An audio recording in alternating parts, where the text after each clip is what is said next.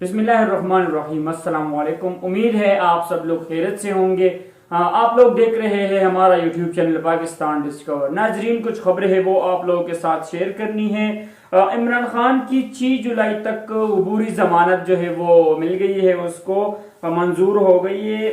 वो जो मुकदमात उन पे लगाए थे, 10 मुकदमात थे उन पे जो लॉन्ग मार्च के टाइम पे लगे थे उनके ऊपर, उसमें इमरान खान को जो है अबूरी जमानत मिल गई है 6 जुलाई तक। जी दोस्तों, वजीर आजम शहबाज शरीफ ने जो टैक्सेस लगाई है उनके बारे में हम बात करते हैं।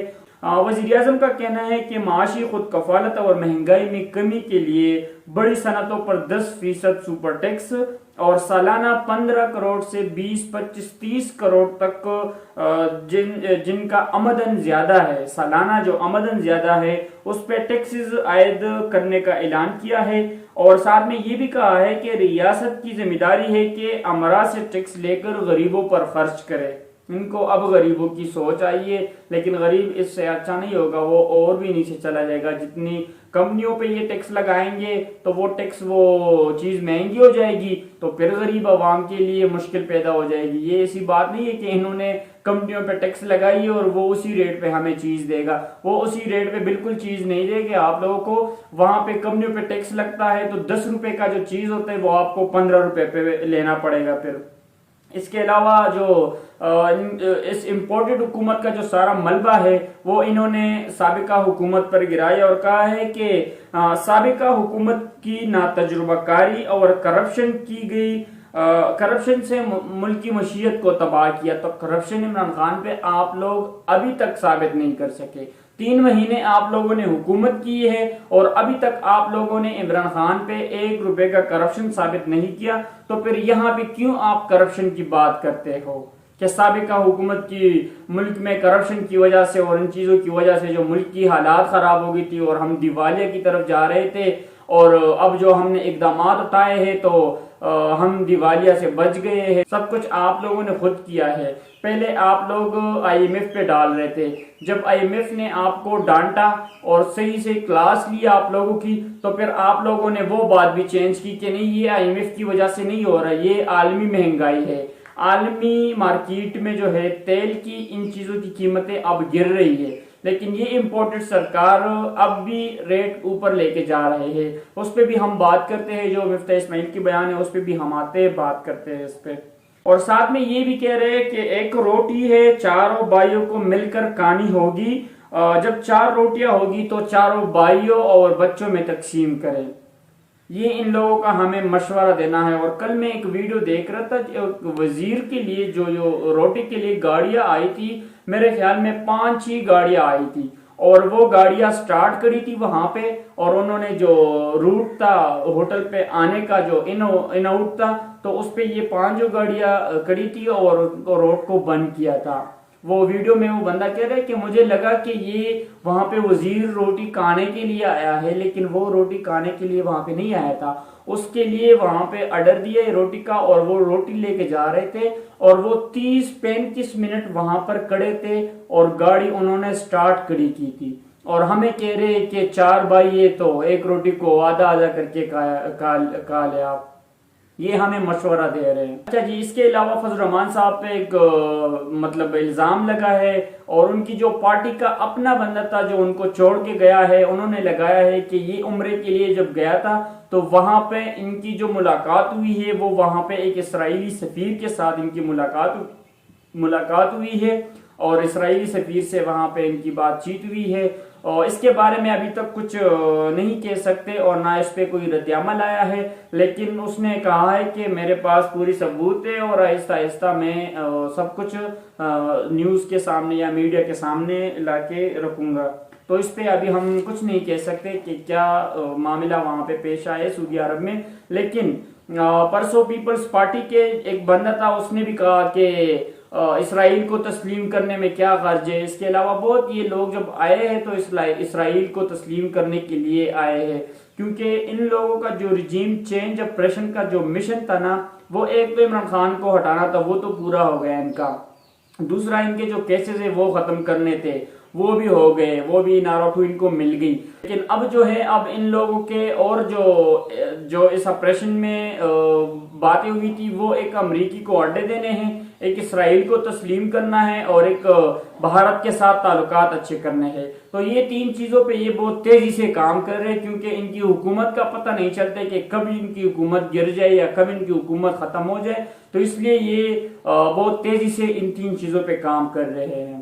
اس کے علاوہ کل رانا ثناء اللہ نے ایک بیان دیا ہے کہ جو پیپلز پارٹی ہے, آصف علی زردانی نے ہمیں تحریک عدم اعتماد کے لیے قائل کیا.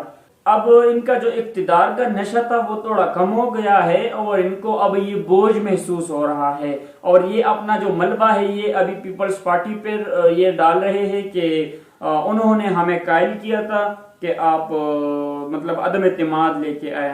2-3 مہینے بعد ان کو سمجھ آئیے کہ پتہ نہیں ہمیں کون سی مصیبت ہمارے گلے میں ان لوگوں نے ڈال دی ہے. ان کو اب پتہ چلے ہے کہ یہ مصیبت تھی جو ہمارے اوپر انہوں نے ڈالا ہے. اب خود کو NRO دیے, ضمانتیں ہوگی ان کی, وہ سب کچھ ختم ہو گیا, تو اب ان کو یہ بوجھ لگ رہا ہے. یہ حکومت جو ان کو ملی ہے یہ ان کو اب بوجھ لگ رہا ہے.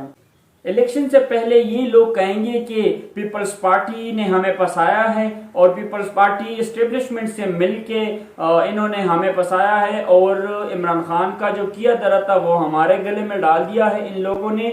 اور یہ کہیں گے کہ ہم عوام کو مصیبت اور مشکل سے نکالنے میں پھنس گئے ہیں. یہ کبھی آرمی کی بات کرتے کہ آرمی چیف لے کے آ رہے تھے, کبھی جیلوں کی بات کرتے کہ ہمیں جیلوں میں ڈال دیتا یہ, اور یہ ایک ایسا آدمی کو لے کے آ رہا تھا کہ اس کے پورا جو سسٹم ہے وہ تبدیل ہو جاتا, جو نظام ہے وہ بالکل تبدیل ہو جاتا. یہ پتہ نہیں ان لوگوں نے یہ جب آتے میڈیا پہ یہ پتہ نہیں نشہ کرتے یا کیا کرتے کہ ایک دن ایک بیان دیتا ہے, کل وہ بیان چینج کر کے دوسرا بیان دیتا ہے.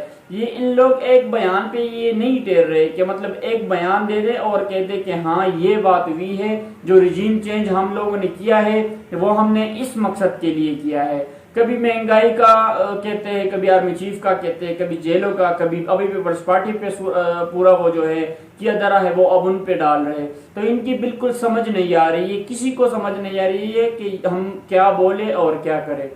اگر آپ لوگ تحریک عدم اعتماد اس مقصد کے لیے لے کے آئے تھے کہ ہمیں عمران خان سے خطرہ تھا اور عمران خان ایک چیف کو ہٹا رہا تھا اور ایک ایسے چیف کو لا رہا تھا جو ہمارے لیے خطرہ تھا اور ہمارے لیے مشکل تھا, تو آپ یہ وہاں پہ لکھ دیتے. آپ لوگوں نے تو وہاں پہ جب آئے ہو تو آپ لوگ تو مہنگائی کا کے آئے ہو. مہنگائی تو آپ لوگوں نے ڈبل کے ٹرپل کر دی, اس سے زیادہ کی, 28-30% آپ لوگوں نے مہنگائی کی ہے. عمران خان کی حکومت میں 10-12% مہنگائی تھی, اب آپ لوگوں نے 30% تک پہنچائی ہے مہنگائی. تو یہ آپ لوگوں کا حال ہے. یہ ہے امپورٹڈ سرکار کا جو کارنامہ ہے وہ یہ کارنامہ ہے کہ کبھی ایک پہ ملبہ ڈالتے ہیں, کبھی دوسرے پہ ملبہ ڈالتے ہیں.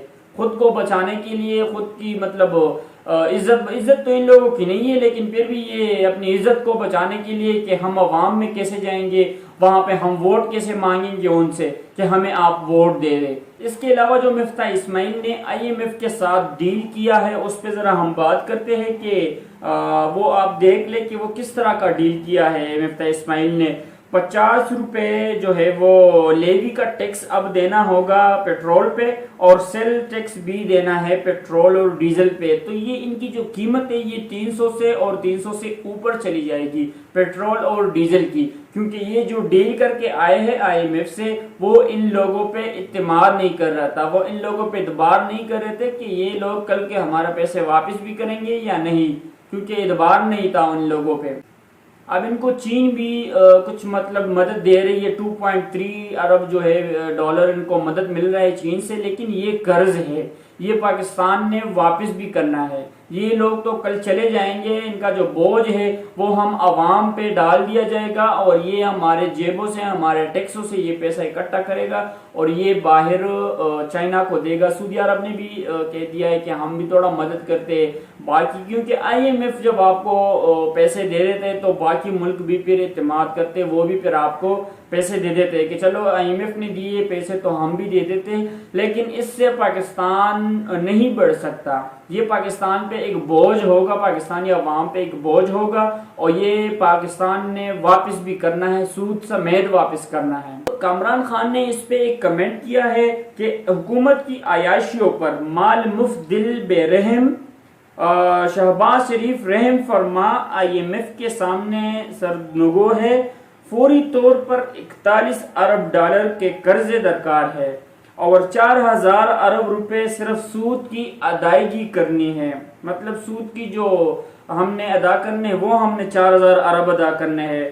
پہلے فوج ظفر موج موجود ہے، آخر کتنی وزرائے مشیران معاون خصوصی آپ کو چاہیے، آپ کو کابینہ میں خدارہ پاکستان پر رحم کرے۔ یہ جو وزیر اعظم شہباز شریف نے 3 بندوں کو اور لیا ہے اپنی وزارت میں جو معاون خصوصی ہے اس میں لیے، تو یہ تقریباً 1 درجن کے بندے ہو گئے ان کے پاس، شہباز شریف کے پاس۔ تو جی ناظرین، یہ ہے اس امپورٹڈ سرکار کی جو کارنامے انہوں نے سر انجام دیے ہیں، 3 مہینوں میں انہوں نے جو کارنامے کیے ہیں وہ میں نے آپ کے سامنے رکھے ہیں۔ اور یہ آپ نہ سوچے کہ یہ ٹیکسز جو 10% انہوں نے لگائی ہے یا جو بڑے بڑے کمپنیوں پہ لگائے، تو یہ آپ نہ سوچے کہ ان لوگوں نے جو ٹیکسز لگائے یہ بڑے بڑی کمپنیوں پہ لگائے ہیں۔ بڑی کمپنیوں پہ ٹیکس لگے گی تو وہ ٹیکسز یہاں پہ ہمارے جیبوں سے وہ نکالیں گے، کیونکہ وہ حکومت کو ٹیکس دیں گے اور یہاں پہ ریٹ ہمارے لیے ڈبل کریں گے۔ اگر ایک چیز 10 روپے پر ہے تو یہ 15 پہ کریں گے ہمارے لیے، اور وہ جو قیمت ہے وہ ہماری جیبوں سے جائے گا اور یہ وہاں پہ اپنی عیاشیاں کریں گے۔ اب تک کے لیے اتنا ہی، ہمیں اجازت دیجیے، اللہ حافظ۔